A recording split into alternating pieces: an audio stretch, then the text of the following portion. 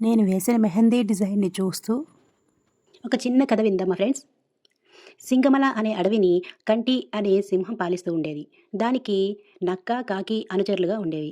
ఓ రోజు కాకి ఎగురుకుంటూ వచ్చి మన అడవికి దగ్గరగా ఉన్న ఒక ఎడారిలో ఒంటెను చూశాను.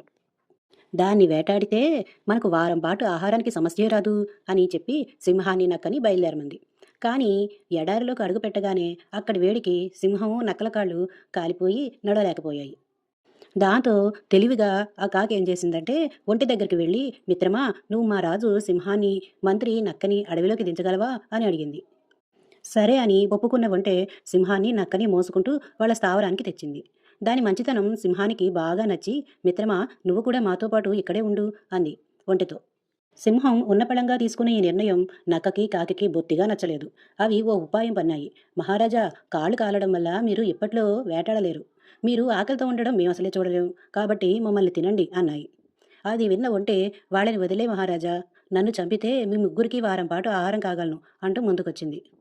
నక్క, కాకి ఆ మాట కోసమే ఇలా నాటకం ఆడుతున్నాయి అని సింహానికి అర్థమైపోయింది. దాంతో సరే, ఒక్కొక్కరు వరుసగా రండి. ముందు చిన్న జీవితం మొదలు పెడతాను. కాకి, నువ్వురా ముందు అంది. ఆ మాటకి కాకి తుర్రుమంటే నక్కేమో పరుగును లంఘించుకుంది. ఒంటె, సింహాలు మాత్రం అప్పటినుంచి మంచి స్నేహితులుగా ఉండిపోయాయి. మీకు కూడా నచ్చిందా ఫ్రెండ్స్ ఈ కథ? చివరి వరకు నా మెహందీ డిజైన్‌ని చూసిన మీకు, మరియు నా చిట్టి చిట్టి కథల్ని విన్న మీ అందరికీ నా ధన్యవాదాలు. మరోసారి మంచి కథతో మరియు మరొక మంచి డిజైన్‌తో సింపుల్‌గా, ఈజీగా ఎలా వేయాలో మరోసారి తెలుసుకుందాం.